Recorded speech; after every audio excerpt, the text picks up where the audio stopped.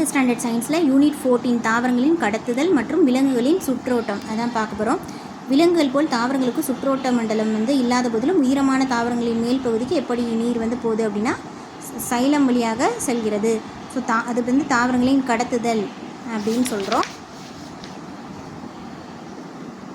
First செல்லின் உள்ளே வெளியே கடத்தல் நடைபெறுது. இதில் பரவல், ஆற்றல் சார்ந்த கடத்துதல் இதெல்லாம் இருக்குது. ஸோ பரவல் அப்படின்னா என்னது, திட வாய்ப்பு எல்லாத்துலேயுமே இந்த பரவல் நடக்குது. செறிவு அதிகமுள்ள பகுதியிலேருந்து செறிவு குறைவான பகுதிக்கு ஆற்றல் உதவியே இல்லாமல், ஸோ இது ஆற்றல் சாரா கடத்தல். ஓகேவா. அடுத்து செயல்மிகு கடத்துதல்னால் அடர்வு குறைந்த பகுதியிலேருந்து செறிவு அதிகமான பகுதிக்கு ஸோ ஒரு உந்து விசை கொடுத்து நம்ம செய்கிறோம். ஸோ அதனால இது செயல்மிகு கடத்தல். அடுத்து சவ்வூடு பரவல்னால் ஒரு மெல்லிய படலம், மறைக்கடுத்து படலம் இருக்கும். அது வழியாக அதிகமான செறிவு டு குறைந்த செறிவுக்கு நார்மலாக பரவுறது சவ்வூடு பரவல். இதுவும் ஆற்றம் சாரா கடத்தல். அடுத்து பிளாஸ்மா சிதைவுனா ஒரு தாவர செல்லை ஹைப்பர்டானிக் கரைசலில் வைக்கும்போது, ஒரு தாவர செல்லை தூக்கி அடர்வு அதிகமான ஒரு கரைசல் வைக்கும் போது என்ன ஆகும்னா புரோட்டோபிளாசம் செல்சுவரை விட்டு வெளியேறி அது சுருங்கிவிடும். ஸோ அதுக்கு பேர் தான் பிளாஸ்மா சிதைவுன்றாங்க. உள்ளீர்த்தல்னால் தாவர பொருட்கள் நீரில் வைக்கும்போது அந்த வேர் தூவிகள்லாம் அந்த நீரை உறிஞ்சோம் இல்லையா, அதெல்லாம் தான் உள்ளீர்த்தல் அப்படின்னு சொல்கிறோம். அதாவது இப்போ நைட்டு இந்த விதைகள்லாம் ஊற வச்சா அடுத்த நாள் அப்படி பெருசாக மாறி இருக்கும். ஸோ அந்த மாதிரி தான் விதையை அந்த உள்ளீர்த்தல் நடைபெறனால தான் இளம் நாற்றுகள் அடுத்த நாள் வெளிவரவே செய்யுது. ஸோ இது ரொம்ப இம்பார்ட்டண்ட் அப்படின்றாங்க. அடுத்து வேர்தூவி தான் நீரை உள்ளிழுக்கும் உறுப்பு. கோடிக்கணக்கான வேதி தூவிகள் இருக்குது. வேரின் புறத்தோல் செல்களின் நீட்சியே வேர்தூவி. இது புக் பேக்கில் கூட கொடுத்துருப்பாங்க. அதாவது வேரோட புறணி தான் வேர்தூவியா அப்படின்னா கிடையாது. வேரோட புறத்தோலோட நீட்சி தான் வேர்தூவி. சரியா. வேர்தூவிகள் இது ஒரு செல்லால் ஆனவை. வேர்தூவிகள் தாவரத்தின் உறிஞ்சும் பரப்பை அதிகரிக்கிறது. அடுத்து உறிஞ்சப்பட்ட நீர் வேரில் செல்லும் பாதை என்ன பண்ணுது, வேர் தூவியில் வந்துடுது. அடுத்து புறணிக்கு போகுது. ஃபஸ்ட்டு தூவியில் இருக்குது. தூவி டு புறணி, புறணி டு சைலமுக்கு போகுது. சைலம் என்ன பண்ணும், எல்லா இடத்துக்கும் கடத்தும். ஸோ தண்டு இலைக்கெல்லாம் கொண்டு போகுது. நீராவி போக்கு நடைபெறுது. ஸோ மேலேருந்து ஒரு ஈர்ப்பு விசை தண்டு இலை எல்லா இடத்துக்கும் போகுது. வேர்தூவின் மூலம் உறிஞ்சப்பட்ட நீரானது வேரின் உட்புற அடுக்குக்கு 2 தனித்தனி வழிகளில் ஃபஸ்ட்டு வேர் தூவியிலேருந்து வேர் அடுக்குக்கு போகணும்ல, உள்ளே போகணும் வேருக்குள்ளே. ஸோ அது எப்படி, அப்போபிளாஸ்ட் வழி, சிம்பிளஸ்ட் வழி.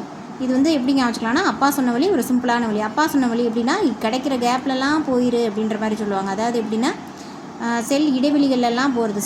செல் இடைவெளிகளெல்லாம் போனால் எவ்வித சவ்வினையும் தாண்டாமல் அப்படி போனால் அதுக்கு பேர் கடத்துதல். இன்னொரு சிம்பிளஸ்ட் வழினா என்னென்னா இதுவும் கடத்துதல் தான். பட் இது பிளாஸ்மா சவ்வில் நுழைந்து சைட்டோபிளாசத்தெல்லாம் தாண்டி செல் சவ்வின் வழியாக நீர் செல்வதால் இது சிம்பிளஸ்ட் வழி. இது அதாவது சிம்பிளாஸ்ட் வழி. இது மெதுவாக நடைபெறும். இந்த ரெண்டில் எது மெதுவாக நடைபெறும் கேட்டால் இந்த சிம்பிளாஸ்ட் வழி தான் ரொம்ப மெதுவாக நடைபெறும். சரிவின் அடிப்படையிலே அமைந்துள்ளது. சரிவு அப்படின்னாலும் சிம்பிளாஸ்ட்டு.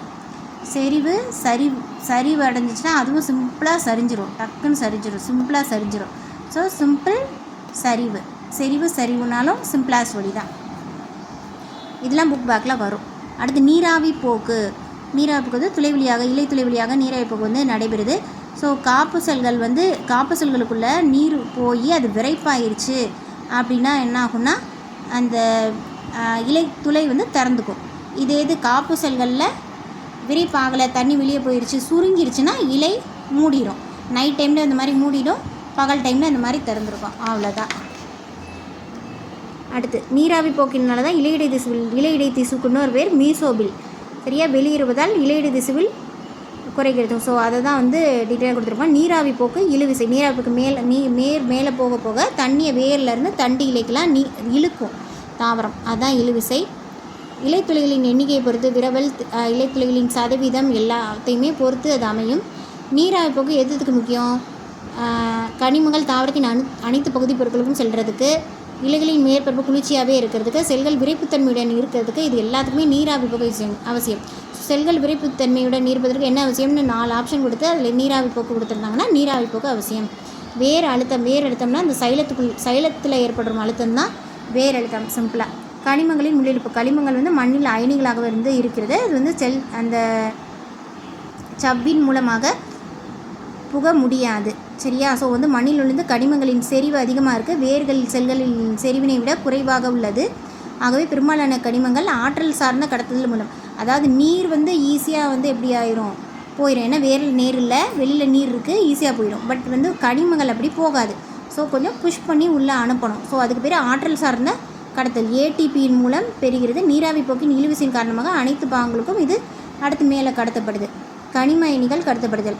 மூப்படைந்த உதிரும், அதாவது கனிம அயனிகள் எப்படி கடத்தப்படுது? இப்போ வந்து வயசான இலை இருந்ததுன்னா அது உதிர்ந்துடும், இளம் இலைகள் வந்துடும். ஸோ அது மூலமாக தான் இந்த பாஸ்பரஸ், சல்ஃபர், நைட்ரஜன், பொட்டாசியம் இதெல்லாம் விரைவில் வந்து இடம்பெயரும் தனிமங்கள். கால்சியம் வந்து கால்சியம்னாலே ஒரு கல் மாதிரி ஞாபகம், சுண்ணாம்பு கல் மாதிரி. ஸோ அது இவ்வளோ ஈஸியாக இடம்பெயருமா? பெயராது. மற்ற தனிமங்கள்லாம் ஈஸியாக வந்து இடம்பெயரும். என்னது? நைட்ரஜன், சல்ஃபர், பாஸ்பரஸ், அப்புறம் பொட்டாசியம். இந்த 4மே சீக்கிரம் இடம்பெயரும். கால்சியம் சீக்கிரம் இடம்பெயராது. ஃப்ளோயத்துக்கும் இடையில் கூட சில தனிமங்கள் வந்து இடம்பெயர்ந்துக்குது அப்படின்னு சொல்கிறாங்க. ஃப்ளோயத்தில் கடத்துதல். ஃப்ளோயம் என்ன பண்ணும்? ஃபுட்டை எல்லாத்து இடத்துக்கும் கடத்தும். எது மூலமாக? சல்லடை தட்டுக்களுடன் கூடிய சல்லடை குழாய் மூலமாக. சுக்ரோஸை கடத்தும். இது புக் பேக்கில் கேட்டிருப்பாங்க. குளுக்கோஸை கடத்துமா அப்படின்னா தவறு. சுக்ரோஸை கடத்தும். சுக்ரோஸை மாற்றி அதை தான் கடத்தும். உணவு உற்பத்தியான இடம் வந்து இலைகள். ஸோ தோற்றுவாயும் தேக்கிடமும் உள்ள தொடர்பு. தோற்றுவாயும் இலைகள் தான், தேக்கிடமும் இலைகள் தான். அது ரெண்டுக்குமே தொடர்பு, அதுலேயுமே மாறுபாடு அடையக்கூடியது அப்படின்னு சொல்கிறாங்க. உணவு இடம்பெறுவது மேல் நோக்கியோ அல்லது கீழ் நோக்கியோ. உணவு வந்து மேலே கீழே எங்கேனாலும் இடம்பெறலாம். அட் அ டைமில் 2 இடத்துலையும் இடம்பெறலாம். பட் நீர் வந்து மேல் நோக்கி மட்டும் தான் நகரும். சுக்ரோஸ் வந்து இடம்பெறுதல். சுக்ரோஸ் வந்து தோற்றுவாயிலிருந்து அதாவது இலை இருக்கும்ல, அழுத்த மாறுபாடு காரணமாக ஒரு இடத்துல அழுத்தம் குறைவாக இருக்குது அப்படின்னா அங்கே ஃபுட்டு தேவைப்படுது போல் அப்படின்னு வேகமாக அழுத்தம் கொடுத்து அனுப்புறது. ஸோ அந்த மாதிரி ஞாபகம் வச்சுக்கோங்க. சுக்ரோஸ்னாலே அழுத்த மாறுபாடு தான். சல்லடை இது வந்து ஹைப்பர்டானிக் உயர் அடுப்பு கரைசல் நிலையை சல்லடை குழாயினுள் செல்கிறது. ஆற்றல் சார் கடத்தல் புஷ் பண்ணி அனுப்புகிறாங்க. சல்லடை குழாயில் வந்து ஆற்றல் சார் கடத்தல் மூலம் நடக்கிறது. ஃப்ளோயத்தின் செல்கள் வந்து ஹைப்பர்டானிக் உயர் அடர்வு கரைசல் நிலையை அடைகிறது. ஃப்ளோயம் அதனால் என்ன ஆகுது? உயர் அடர்வு வந்து அடைகிறது. அதுக்கப்புறம் வந்து சைலத்திலேருந்து நீரானது சவ்வோடு பரவல் மூலம் அது வந்து அழுத்த வேறுபாட்டின் காரணமாக ஃப்ளோயத்திலிருந்து உணவானது அழுத்தம் குறைவான செல்களுக்கு கடத்தப்படுகிறது. ஆற்றல் செல் கடத்தல் சுக்ரோஸ் அமைக்கப்படும் இடத்திற்கோ பயன்படுத்தப்படும் இடத்துக்கோ இடம்பெறுகிறது. ஸோ மொத்தத்தில் என்ன? சுக்ரோஸ் எப்படி இடம்பெறுது அப்படின்னா அழுத்த வேறுபாடு காரணமாக தான் இடம்பெறுது. என்ன சொல்லுவாங்க? சுக்ரோஸ்னால் வந்து ஃபுட்டு, அதாவது தாவரத்துக்கே ஃபுட்டு மாதிரி. ஸோ ஃபுட்டு வந்து இப்போ குட்டி பசங்க சாப்பிடும்போது என்ன எப்படியாவது அழுத்தி உள்ள தள்ளு, வயிற்றுக்குள்ள இடம் இருக்கும், அழுத்தி தள்ளு ஃபுட்டு அப்படின்வாங்கள்ல. அதனால் அழுத்த மாறுபாடு. சுக்ரோஸ்னால் அழுத்த மாறுபாடுன்னு ஞாபகம் வச்சுக்கணும். அடுத்து சாறிட்டோம்னாலே அந்த நீர் மேலே ஏறுறது தான், சைலம் மூலமாக ஏறுறது தான், வேறு ஒன்றும் இல்லை. அடுத்து வேர் அழுத்தம் அப்படின்னா வெளியில் வந்து வெளியிலேருந்து தண்ணி உள்ளே வரும்போது வேரில் வந்து ஒரு அழுத்தம் ஏற்படும் இல்லையா? ஸோ அதனால அதுக்கு அடுத்து அது மேலே தண்டுக்கு போகுது, ஒவ்வொரு இடமா போகும். நுண்துளை ஈர்ப்பு விசை அப்படின்னா தந்தி குழாய் விசை அப்படிம்பாங்க. எந்த ஒரு திரவமும் வந்து நுண்துளை குழாய்களில் இயற்பியல் விசையின் காரணமாக மேலேறுகிறது. நுண்துளை ஈர்ப்பு விசை என்று பெயர். தண்டிலும் நீரானது குறிப்பிட்ட உயரம் வரை நுண்துளை ஈர்ப்பு விசை மூலமாக தான் மேலே ஏறுது அப்படின்றாங்க. நீர் மூலக்கூறுகளின் கூட்டிணைவு ஒட்டிணைவு. நீர் எப்படி ஒன்றாவே இருக்குது? நீரும் தனித்தனியாக பிரிஞ்சு போயிடலாம்ல, அதையே ஒட்டிகிட்டு இருக்குன்னா கூட்டிணைவு மற்றும் ஒட்டிணைவு விசை தான் வந்து சைலத்தில் நீரை வந்து நீர் தம்பமாக மாற்றி ஒன்றா வச்சுருக்கு அப்படின்னு சொல்கிறாங்க. கூட்டிணைவு ஒட்டிணைவு. அடுத்து புற்களின் மேல் பனித்துளிகள் வந்து ஏன் இருக்குது அப்படின்னா காலையில் இது ஏன் அப்படி வந்து இருக்குது அப்படின்னா ஈரப்பதம் காற்றில் அதிகமாக இருக்கும். ஸோ நீராவி போக்கின் வீதம் வந்து குறைவாக இருக்கும். வேரில் என்ன இருக்கும்? அழுத்தம் அதிகமாக இருக்கும். அதை வந்து அது எப்படியாவது வெளியேற்றணும்னு நினைக்கும். ஸோ வந்து இலைகளின் விளிம்புகளில் நீராக அது வடிகிறது. இப்படி நீர் வடிதலுக்கு இது பேர் தான் நீர் வடிதல் எனப்படும். நீர் வடிதல் எந்த ஒரு சிறப்பு துளை மூலமாக நடைபெறும். அத்துளை தான் வந்து நீர் சுரப்பி அல்லது ஹைட்டத்தோடு அப்படிம்பாங்க. தோடு வழியாக வேர்த்துச்சுன்னா அப்படி தண்ணி கொட்டும். ஸோ அப்படி ஞாபகம் வச்சுக்கோங்க. ஹைட்டத்தோடு நீர் சுரப்பி. இது வந்து புல்லில் ஒரு தோடு விழுந்து கிடக்குன்னு கூட ஞாபகம் வச்சுக்கலாம். ஸோ நீர் சுரப்பி ஹைட்டத்தோடு. அடுத்து நீராவி பக்கம் இழு விசை. இது வந்து பேசிக் தான். ரத்தம் வந்து சிவப்பு நிறம் கொண்ட திரவ இணைப்பு திசு. ரத்தம்ன்றது ஒரு சிவப்பு இணைப்பு திசு. ரத்தத்தின் பகுதி பொருட்கள் என்னென்னா வந்து பிளாஸ்மா, இரத்த செல்கள் எல்லாமே இருக்குது. பிளாஸ்மா அப்படின்னா ரத்தத்தில் 55% பிளாஸ்மா தான் இருக்குது. காரத்தன்மை உடையது. இது அமிலத்தன்மையாக காரத்தன்மை அப்படின்னா காரத்தன்மை. உயிரற்ற செல் உட்பொருட்களை வந்து உயிரற்ற பொருட்களை கொண்டது. பட் வந்து குளுக்கோஸ், யூரியா, புரதம் எல்லாமே இதில் தான் இருக்குது. விட்டமின்கள். இரத்தத்தின் ஆக்கக்கூறுகள் ஆர்பிசி, டபிள்யூபிசி, அப்புறம் இரத்த ஜெட்டுகள், ட்ரம்போசைட்டுகள் அப்படிம்பாங்க. ஆர்பிசி என்ன பண்ணும்? ஆர்பிசி வந்து ஹீமோகுளோபினை உருவாக்கும். இது எங்கே இருக்கும்? எலும்பு மஜ்ஜையில் இருக்கும். இதில் வந்து உட்கரு இருக்காது, செல் நுண்ணுறுப்புகள் இருக்காது, ஃப்ளாட்டாக இருக்கும். இது எத்தனை நாள் இருக்கும்? 120 நாள் இருக்கும். ஆக்சிஜனை வந்து நுரையீரலுக்கு வந்து கடத்துவதில் பங்கேற்கும். ஒயிட் பிளட் செல் எப்படி இருக்கும்? நிறமற்றவையாக இருக்கும். இதில் உட்கரு இருக்கும். இது எலும்பு மஜ்ஜை, மண்ணீரல், தைமஸ், நிணநீர் முடிச்சு எல்லாத்துலேயுமே இருக்கும். அமீபா மாதிரி நகரும். ஏன் வந்து ஆர்பிசி வந்து இப்படி ஃப்ளாட்டாக உட்குழிஞ்சு இருக்குது அப்படின்னா உட்கரு இல்லாமல் ஏன் அப்படி இருக்குது அப்படின்னா அப்போ தான் அது மேல்புறத்தில் ஆக்சிஜன் வந்து அதில் மேற்புறத்தில் அது வச்சுக்க முடியும். அதுபோக ஆர்பிசியில் மைட்டோகாண்ட்ரியா கூட இல்லை, அதனால் வந்து ஆக்சிஜனை திசுக்களுக்கு கடத்துவதை அனுமதிக்கிறது. எண்டோபிளாச வலைப்பின்னல் வந்து இல்லை, அதனால தான் வந்து அதிக மீளும் தன்மை பெற்று ஆர்பிசி எளிதாக ஊடுருவி போகும். வலை இருந்துச்சுன்னா அங்கங்கே மாட்டிக்கும். ஸோ வலை இல்லாததுனால நல்லா ஈஸியாக ஊடுருவி போயிடுது. அடுத்து இரத்த வெள்ளியணுக்களில் துகள்கள் உடையது, துகள்கள் அற்றது. துகள்கள் உடையது வந்து துகள்கள் உள்ளது வந்து 3 டைப்பு. அது வந்து எப்படின்னா நியூட்ரோஃபில்கள், ஈசினோஃபில்கள், பேசோஃபில்கள்னு வச்சுக்கோங்க. ஸோ நியூட்ரோ, ஈசி, பேஸுன்னு வச்சுக்கோங்க. அடுத்து துகள்கள் அற்றதுன்னா லிம்ஃபோ, மோனோ, 2 தான். துகள்கள் அற்றது லிம்ஃபோ, மோனோ. துகள்களுடைய சொற்கள் வந்து நியூட்ரோ, ஈசினோ, பேஸோ. பார்த்துல நியூட்ரினோனா இதுதான் நிறையா இருக்கும், 60 to 65. நோய் தொற்று வீக்கத்தை நீக்கிறதுக்கு, நோய் தொற்று வந்தாலோ வீக்கம் வந்தாலோ இதோட கவுண்ட் அதிகமாகி அதுக்கு ஆப்போசிட்டாக செயல்படும். இது புக் பேக்கில் இருக்கும். நியூட்ரோஃபில்கள் தான் வீக்கத்துக்கு. வீக்கம் நோய் தொற்றுக்கு எதிராக கவுண்ட் அதிகமாகிடும், 60 to 65. ஈசினோஃபில்கள் 2 to 3 தான். ஈசினோஃபில்கள் வந்து ஒவ்வாமை ஏதாவது அலர்ஜி மாதிரி இருந்துச்சுன்னா ஈசி டென்ஷன் ஆகாதீங்க, ஈசிம்பாங்க. ஒவ்வாமை வந்துச்சுன்னா ஈசினோஃபில்கள். இதுவும் புக் பேக்கில் இருக்குது. நச்சு முறிவு, நச்சை முறிக்கணுன்னாலும் ஏதாவது நச்சு வந்துருச்சு, பாம்பே கொத்திடுச்சுன்னு வச்சுக்கோங்களேன், ஈஸி பயப்படாதீங்க, டென்ஷன் ஆகாதீங்க, நச்சை முறிச்சிடலாம் அப்படின்னு சொல்லுவாங்க, ஈஸி. அடுத்து பேசோஃபில்கள், இதுதான் வந்து ஒரு பேஸ் மாதிரி. ஸோ ரொம்ப கம்மியாக இருக்கும், 0.5 to 10%. இது ஒன்லி ஃபார் வீக்கம். இதுவும் நியூட்ரோஃபில்லையும் வீக்கம் இருக்குது. பேசிக் வந்து ரொம்ப பேசிக், வீக்கத்துக்கு மட்டும்தான். அவ்வளோதான் இது. அடுத்து துகள்கள் அற்ற செல்கள் அப்படின்னா லிம்போசைட்டுகள், மோனோசைட்டுகள். லிம்போசைட்டுகள்லாம் வந்து லிம்போசைட்டுகள்லாம் வெள்ளை அணுக்களில் வந்து இருக்கும், 20 to 25%. இது வந்து வைரஸ், பாக்டீரியா போன்ற தொற்றுதல் வரும்போது இது பொருளாக வந்து செயல்படுது. லிம்போசைட்டுகள்னால் அந்த லியோ ஞாபகம் வச்சுக்கணும். லியோ படத்தில் அந்த ஒரு பொண்ணுக்கு வந்து இந்த வைரஸ், பாக்டீரியா காய்ச்சல்லாம் வந்துருச்சுன்னா லீவ் போட்டு ஒர்க் பண்ணுவார், அந்த மாதிரி. அடுத்து மோனோசைட்டுக்குனால் தனியாக இருக்குது. தனியாக இருந்தாலே வந்து அது என்ன பண்ணும், அது ஒரு விலங்கு செல் மாதிரி செயல்பட்டு பாக்டீரியாவே அப்படியே முழுங்கிடும். ரொம்ப வந்து தனியாக இருந்துச்சுன்னா என்ன ஆகும், டெரராக இருக்கும். விலங்கு செல்லாக இருந்து பாக்டீரியாவே முழுங்கிடும். இது வந்து இருக்கிறதுலே பெருசு. அமீபாய்டு வடிவம் கொண்டவை. அமீபாவும் தனியாக தான் இருக்கும். ஸோ வந்து மோனோ. வெள்ளணுக்கள் 5 to 6% இருக்குது. அடுத்து இரத்தத்திடுகள் அல்லது த்ரம்போசைட்டுகள் அப்படின்னா இது சின்னது. இதுலேயும் உட்கரு இல்லை, ஆல்ரெடி சின்னதாக இருக்குது. ஸோ உட்கரு இல்லை, மில்லிமீட்டர் அளவில் தான் இருக்கும். ரத்தத்தில் 2.5 லட்சத்துலேருந்து 4 லட்சம் வரைக்கும் இரத்தத்திடுகள் இருக்கும். இது வந்து 8 to 10 நாட்கள் ஆகும். ஸோ வந்து இந்த டெம்பரவரி பிளேட்லாம் வாங்கினா 10 நாள் காலி ஆயிரும். ஸோ அந்த மாதிரி இரத்த முறைதலில் இவை முக்கிய பங்கு வகிக்கின்றன. இரத்த முறைதல் இது வந்து ஆர்பிசி, டபிள்யூபிசி பார்த்தோம். இரத்த தட்டுகள் என்ன பண்ணோம், இப்போ இரத்த தட்டுகளோட முக்கியமான வேலை ரத்தம் வந்து உறையிறது. ஏதாவது வெளியில் அடிபட்டுருச்சு, ரத்தம் போயிட்டுருக்கு அப்படின்னா அதை உரைய வைக்கிறது. அனிமியான ஆர்பிசி கம்மியாக இருக்கிறது. லியூக்கோசைட்டுகள் அப்படின்னா வந்து வெள்ளையணுக்கள் அதிகமாக இருக்கிறது. லியூக்கோபினியா தான் வெள்ளையணுக்கள், ஒயிட் பிளட் செல் கம்மியாக இருக்கிறது. த்ரம்போசைட்டோபினியானா இரத்த தட்டுகளின் எண்ணிக்கை குறையிறது. ஸோ வந்து ஒவ்வொன்றும் என்னென்ன டிசீஸ்ன்னு சொல்லியிருக்காங்க. இரத்தத்தின் பணிகள் சுவாச வாய்க்களை கடத்துது, உணவுப் பொருட்களை கடத்துது, ஹார்மோன், நைட்ரஜன் கழிப்புகள், அம்மோனியா, எல்லாமே. நோய் தாக்குதலிருந்து பாதுகாப்பு, உடல் வெப்பநிலையை பராமரிக்கிறது, பிஹெச் அளவை பராமரிக்கிறது ரொம்ப முக்கியம்.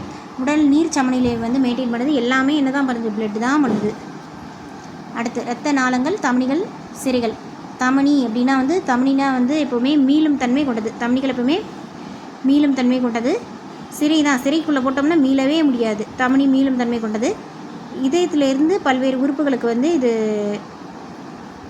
ரத்தத்தை கொண்டு போகுது. நுரையீரல் தமனி மட்டும் டிஃப்ரெண்ட்டாக இருக்கும்.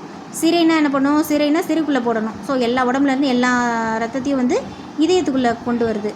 ஸோ இது வந்து நுரையீரல் செல் மட்டும் இதுலேயும் டிஃப்ரெண்ட்டாக இருக்கும். அடுத்து இரத்த நாளங்கள். இல்லைன்னா நாளங்கள்னாலே நிறையா, ஸோ கிளைத்து இருக்குது. ஸோ தமனிகள் எல்லாம் சேர்ந்து ஒன்றிணைந்து அப்புறம் வந்து சிரையாகுது. ஒன்றிணைந்து வென்டியூல் மற்றும் சிரைகளாக மாறுது. அப்படின்னா அடுத்து இது வந்து 8 மில்லியம் விட்டமுடையவை. ரொம்ப கம்மியாக தான் இருக்கும். ஒற்றை அடுக்காலான எண்டோதீலிய செல்களால் ஆனது. இரத்த நுண்ணாளங்கள் என்னது, எண்டோதீலிய இரத்த நுண்ணாளங்கள் நிறையா இருக்கும். ஸோ அதுக்கு ஒரு எண்டே கிடையாது. அதனால எண்டோதீலிய செல்களால் ஆனது.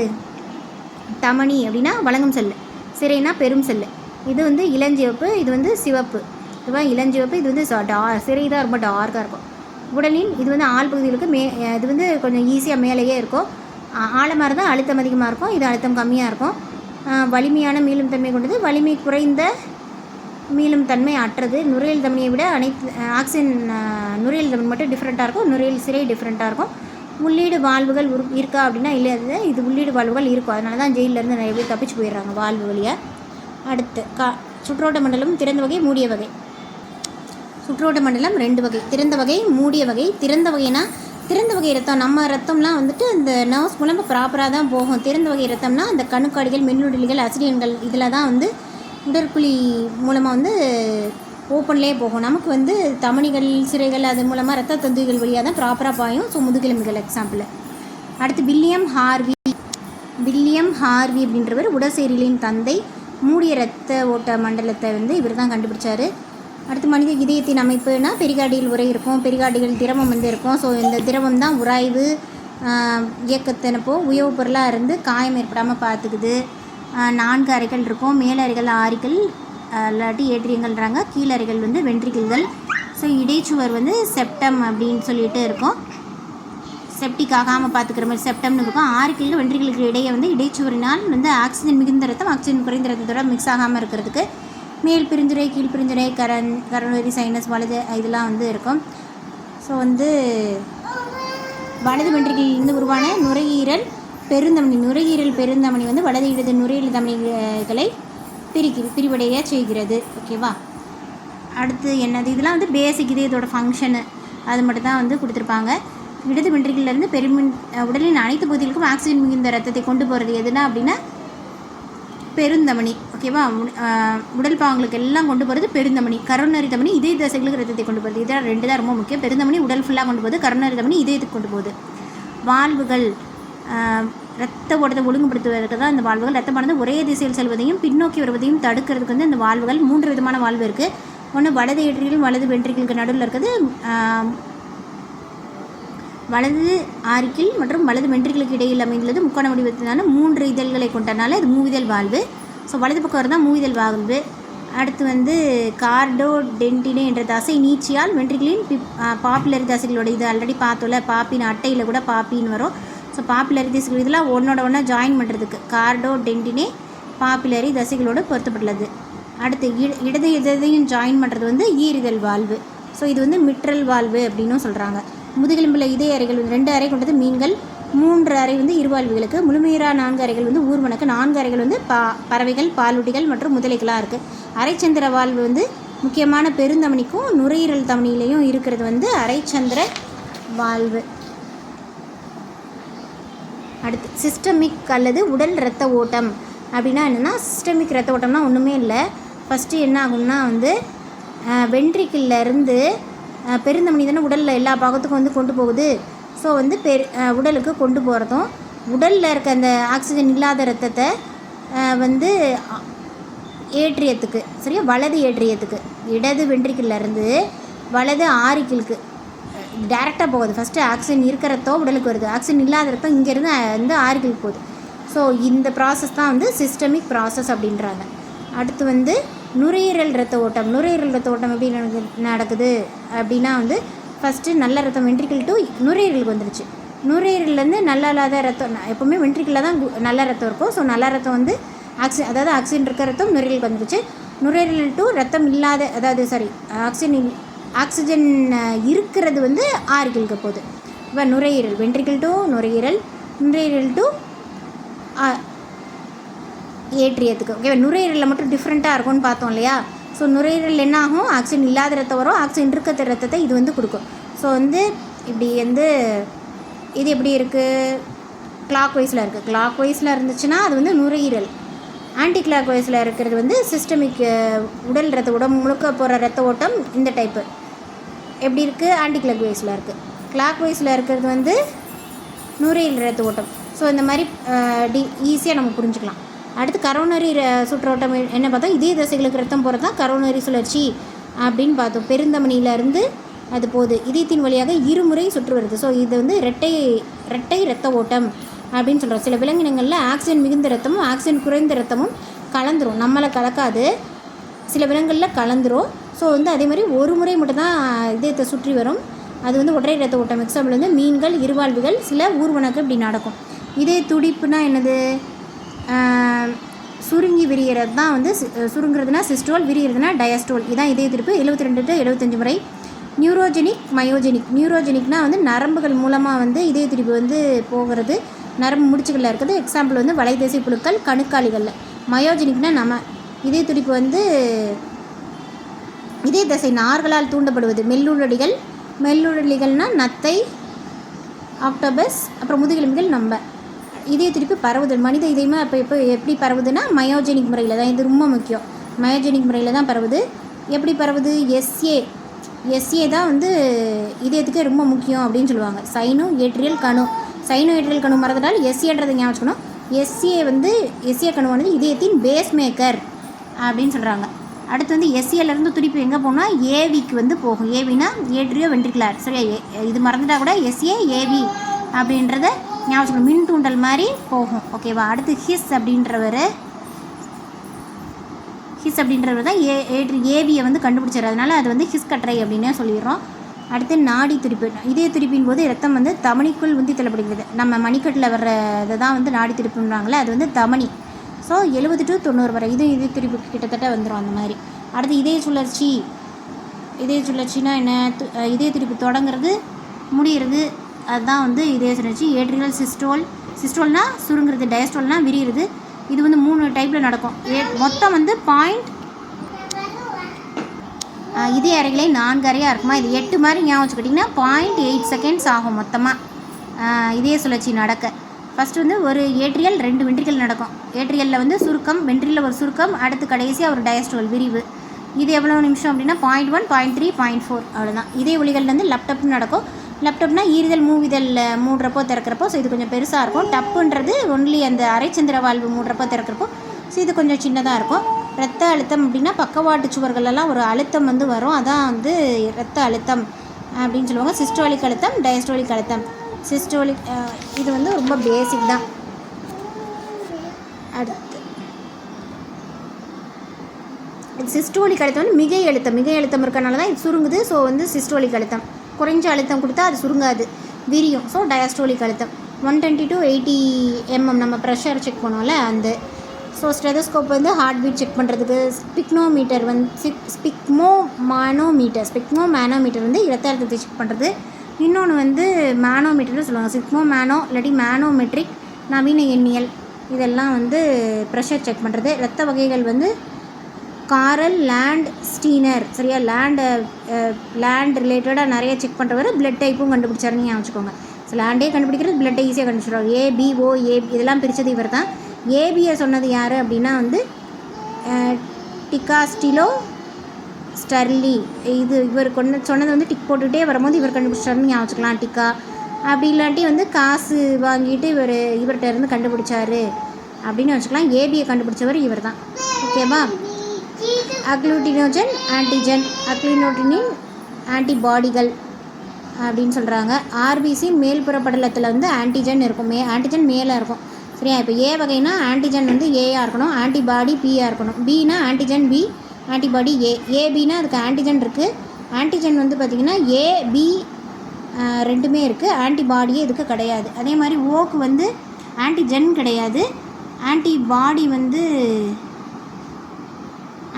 வந்து ஏபி வந்து இதில் இருக்குது ஓக்கு. ஓகேவா? இதுதான் முக்கியம். இப்போ ஆர்பிசி வந்து இப்போ A blood group, B blood group, AB blood group, O group. சரியா? இது ஏ வந்து ஆன்டிஜன் வந்து ஏயாக இருக்கும், ஆன்டிபாடி பியாக இருக்கும். ஆன்டிஜன் பி, ஆன்டிபாடி ஏ. ஆன்டிஜன் வந்து ஏலேருந்து வரும், பியிலேருந்து வரும், ஆன்டிபாடி கிடையாது. இதில் ஆன்டிஜன் கிடையாது, ஆன்டிபாடி வந்து ஏ அண்ட் பி. ஓகேவா? யாருக்கு கொடுக்கலாம்? ஏ இருக்கவங்க வந்து ஏக்கு கொடுக்கலாம், ஏபிக்கு கொடுக்கலாம். பி இருக்கவங்க பிக்கு கொடுக்கலாம், ஏபிக்கு கொடுக்கலாம். ஏபி வந்து ஏபிக்கு மட்டும் தான் கொடுக்க முடியும். ஓ வந்து யூனிவர்சல் டோனர், எல்லாருக்குமே கொடுக்கலாம். அதே மாதிரி ஏபி வந்து யூனிவர்சல் ரிசீவர், எல்லார்ட்டேருந்தும் வாங்கிக்கலாம். ஓ வந்து ஓட்டேருந்து மட்டும்தான் வாங்க முடியும். ஏ வந்து யார்ட்டேருந்து வாங்கலாம்? ஓ எல்லார்ட்டேருந்து வாங்கிக்கலாம்ல. ஸோ ஓ எல்லாத்துலேயுமே போட்டுறணும். ஏட்டேருந்து தான் வாங்க முடியும், பிட்டேருந்து தான் வாங்க முடியும். ஏபி தான் எல்லார்ட்டேருந்து வாங்கிக்கும், ஓ எல்லாருக்கும் கொடுத்துரும். அவ்வளோதான். இது வந்து தான் டீட்டெயில்டாக கொடுத்துருப்பாங்க. இப்போ பிளட்டு வந்து தப்பாக மாற்றி கொடுத்துட்டோம், பிளட் குரூப் மாற்றி கொடுத்துட்டோம்னா அது ரத்த திரட்சின்னு சொல்லி அவங்க இறந்தே போயிடுவாங்க அப்படின்னு சொல்கிறாங்க. அடுத்து ஆர்கச் காரணி லான்ஸ் டெய்னர் மற்றும் பிஎன்னர் சொல்லி வியப்பாக கண்டுபிடிச்சிருக்காங்க ஆர்கச் அப்படின்னு சொல்லி. ஏன்னா இது புரிஞ்சுக்கே ரொம்ப கஷ்டமாக இருக்கும், அதனால தான் வியப்பாக பார்த்துருக்காங்க. விஎன்னர், லான்ஸ் டெய்னர் இவங்களாம் வந்து ரீசஸ் இனக்குரங்கு ரத்தத்தில் ஆர்ஹெச் காரணியை வந்து கண்டுபிடிச்சிருக்காங்க. ஸோ என்ன கண்டுபிடிச்சிருக்காங்க, ஆர்ஹெச் ப்ளஸ் இருந்துச்சுன்னா ஆர்ஹெச் ஆன்டிஜன்களை வந்து அது கொண்டிருக்கும். எதிர்வகையாக இருந்தால் அதுக்கு வந்து ஆன்டிஜனே கிடையாது. ஆர்ஹெச் ஆன்டிஜன்களுக்கு எதிராக உருவாகும் ஆன்டிபாடிகள், அதாவது இதுக்கு வந்து ஆன்டிபாடி இருக்குது, ப்ளஸ்ஸாக இருந்தால் ஆன்டிபாடி இருக்குது, மைனஸாக இருந்தால் ஆன்டிபாடி வந்து இல்லை. இதை டீட்டெயிலாக புரிஞ்சுக்கிறது கஷ்டம், அதான் வியப்பாக பார்த்துருக்காரு அவரே. அடுத்து நிணநீர் மண்டலம் அப்படி தான் லாஸ்ட்டு. ஸோ வந்து பேரிக்காய் வடிவத்தில் வந்து இருக்குது நாளங்கள்லாம். அடுத்து நிணநீர் தந்துகள் செல் இடைவெளிகள் நிணநீர், அதாவது ரத்தம் வந்து ஆக்சிஜன் இதெல்லாம் பல உடல் உறுப்புகளை கொண்டு போகுது.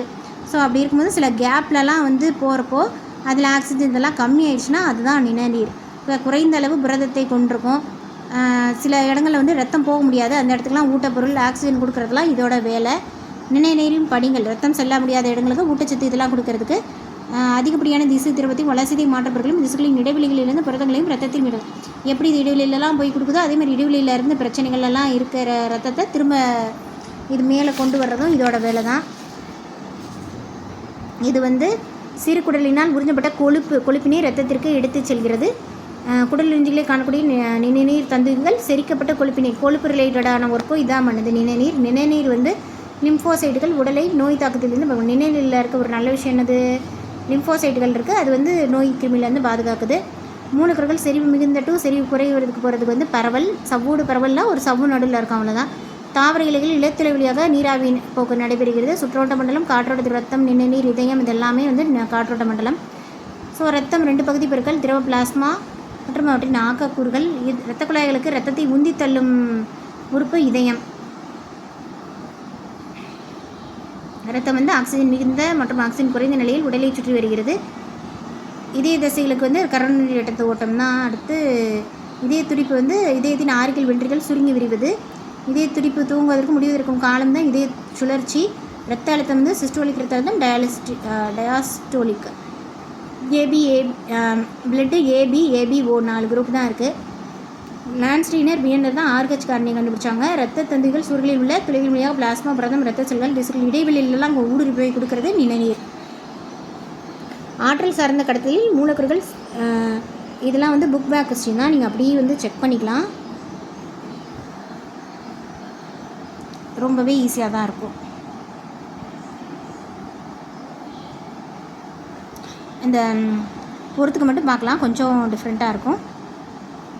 சிம்பிளாஸ்ட் வழி அப்படின்னா சிம்பிளான வழி அப்படின்னு பார்த்தோம்னா பிளாஸ்மா வழியாக போகிறது பிளாஸ்மோடெஸ்மேட்டா. நீராவி போகனா இலைவழியாக நடுது. ஆஸ்மாசிஸ் அப்படின்னா சரிவழுத்த வாட்டம். ஆஸ்மாசிஸ்னால் சரிவழுத்த வாட்டம் ஆல்ரெடி பார்த்தோம். வேர் அழுத்தம்னா சைலத்தில் அழுத்தம். அடுத்து லியூக்கேமியா அப்படின்றது இரத்த புற்றுநோய். அடுத்து இது இரத்த தட்டுகள்னால் த்ரம்போசைட். மோனோசைட்டுகள் அப்படின்னா வந்து ஃபேக்கோசைட்டுன்னு சொல்லுவாங்க. ஃபேக்காக இருந்தாலும் தனியாக இருந்தால் ஃபேக்காக இருப்பாங்க அப்படின்ற மாதிரி. லியூக்கோபீனியா அப்படின்னா கம்மியாக இருக்கிறது. ஸோ ரத்த லியூக்கோசைட் குறைதல், ஒயிட் பிளட் செல் கம்மியாக இருக்கிறது. ஏபி ரத்த வகை வந்து ஆன்டிஜன் கிடையாது. ஏபிக்கு வந்து ஆன்டிபாடி கிடையாது. ஓக்கு தான் ஆன்டிஜன் கிடையாது. ஈசோஃபில்கன்னா ஒவ்வாமை, ஈசி அலர்ஜி வந்துருச்சுன்னா ஈசின்னு சொல்லுவோம்ல. நியூட்ரோஃபில்கன்னா வீக்கத்துக்கு. உணவு கடத்துவதற்கு காரணமான திசு ஃப்ளோயம். தாவரங்கள் நீராவிக்கன் காரணமாக நீரை இழக்கின. ஃப்ளோயத்தின் வழியாக கடத்தப்படும் சர்க்கரை இல்லை, இது வந்து குளுக்கோஸில் சுக்ரோஸை தான் கடத்தும். அப்போபிளாஸ்ட்ன்றது இது செல் கேப்பில் தான் வந்து செல் சவ்வின் வழியாக போனால் அது சிம்பிளஸ்ட். அது காப்பு செல்கள் நீரை இழக்கும் போது இலைத்துளை திறந்து கொள்ளும், அதுவும் தப்பு.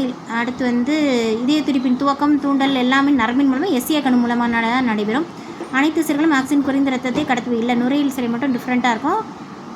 ஒயிட் பிளட் செல் வந்து நோய் எதிர்ப்பு தரும். அடுத்து வென்ட்ரிக்கிள்கள் சுருங்கும் போது மூவிதழ் ஈறுதல் வாழ்வு மூடிக்கொள்வதால் லப் என்ற இந்த ஈறுதல் மூவிதழ் வாழ்வு தான் லப்பு. அரை நீளா இந்த வாழ்வு வந்து டப்புன்ற சவுண்டுக்கு காரணம். அடுத்த யூனிட் அடுத்த வீடியோவில் பார்க்கலாம்.